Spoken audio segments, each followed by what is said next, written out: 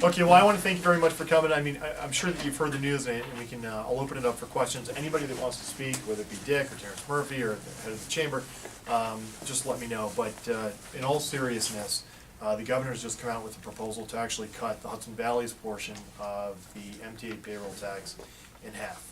And that should be received, at least in the counties in our area, as very good news, because this MTA payroll tax will be the final nail in the coffin. We are hemorrhaging every day jobs from the Hudson Valley.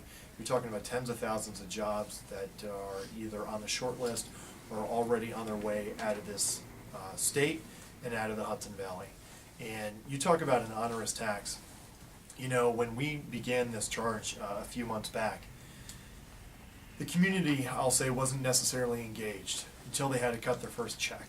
And that's when my phone began to ring off the hook, people saying, Greg, what are you doing about it? Well, we had been fully engaged for some time. We have to make sure, and you have to understand how the decision-making process happens in Albany. You have three men from New York City sitting in a room. I still haven't been able to find that room or where it is. But they sit in a room and they're making decisions that benefit either themselves or their district. They don't understand the tax crisis and the economic crisis that we have in the Hudson Valley, okay? Our opportunity on this MTA payroll tax is that this has to be the moment in New York State history where the voice of pain and economic concern from the Hudson Valley is finally heard in Albany. I floated the idea several months back to actually formalize a tax resistance in the form of an escrow account. That was to get the discussion going. And the very fact that we were beginning to have that discussion made its way up to Albany, whether it be the comptroller's office, the attorney general's office, the governor's office, and they've heard quite clearly that the people in the Hudson Valley, that we are taxed to the hilt, that this is a straw that's going to break the camel's back, that the goose that's laying the golden egg, which are the taxpayers and business owners in the Hudson Valley, we can't lay any more eggs. So what I'm asking, and we have full support from the chambers throughout the Hudson Valley. I was in Dutchess County today. We'll be at Putnam County this afternoon. And of course, we're in Westchester County now. This is a check that is being sent out to the dozens of chambers throughout the Hudson Valley and beyond to make sure that everybody signs this. Comes to April 15th, where we will be holding a tax revolt on the county courthouse steps. Mike, I don't know if Anna remember, but you may remember 2 years before the first Tea Party, 2 years ago on the county courthouse steps, we held a tax revolt. Before Tea Parties were in, Greg Ball was doing it. We had over 600 people show up. Unfortunately, the county executive had a heart attack 2 days later. But that tax increase went from over 60% increase to about a 22-23% increase. So we had impact on that. Similarly, we want to make sure that a united voice is heard throughout the Hudson Valley in Albany. Now, what does that mean? As if it weren't bad enough that small business owners are paying this tax, now let's look at how this tax is affected.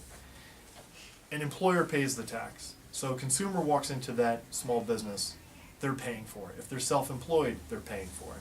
They are paying for it in their county taxes. They're paying for it in their local taxes. So this MTA payroll tax hits an individual 3, 4, 5, 6 times at multiple levels.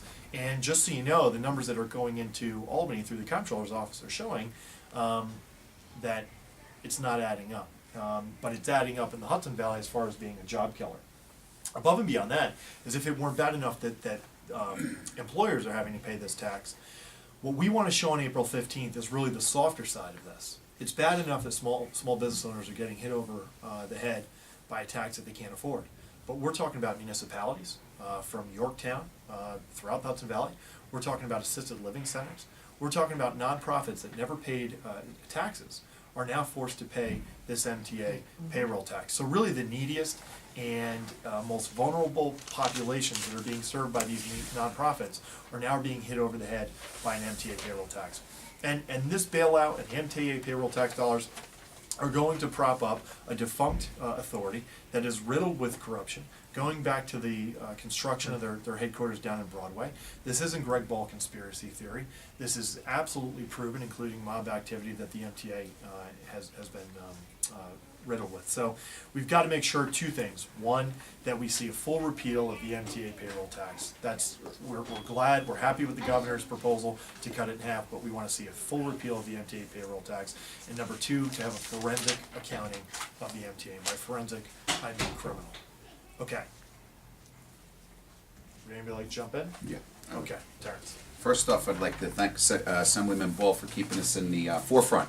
I own and operate 2 local businesses here in Westchester, and this directly affects me as a business owner.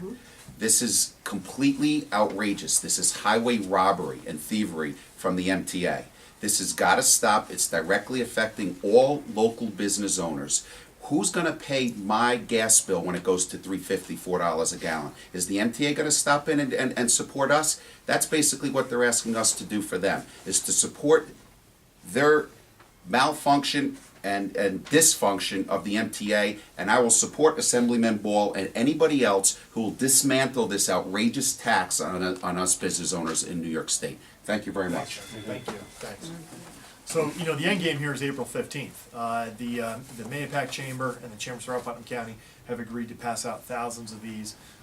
We're also going to hope to get the nonprofit organizations from Park to Devereux School to show up with a check at this event, and also the municipalities. So we're going to ask the county to show up, we're going to ask the towns to show up, and really have a united face on April 15th and send a very clear message. Dick, would you like to make a comment? Great idea. I'll be there on April 15th. Thank you. So lock and load and bring the pitchforks. Any questions? So what do you want folks to put on the check? What they're sending in Exactly. terms of taxes? The amount that they would send, and hopefully this will build. You have a, you know, can I get this back? On the spectrum of those who are opposed to the MTA payroll tax, everybody who's cutting this check is opposed to the MTA payroll tax. There are those individuals who are calling my office and say, Greg, I am ready to set up an escrow account tomorrow. I don't want to pay this. And you know, the comptroller's office came out and said some people are not paying. Yes. Right? So you have people that are on that spectrum, and I'm ready with them. And then you have people say, yes, you know, I don't want to pay this. I'm interested in the escrow account. I'm interested in doing everything we can, but I don't want to pay taxes and the penalties and the fees. So this is a very safe mechanism to send a very clear message and to try to build that consensus. And meanwhile, between now and April 15th, we're trying to do a couple things. One, we're trying to push the governor's proposal even a step further. And number two, we still have that letter out there that was signed by I believe it was every Republican member in the Hudson Valley delegation, but we still don't have bipartisan support on that letter. And we have to have bipartisan support to send the message home that it needs to be not only cut in half, but repealed.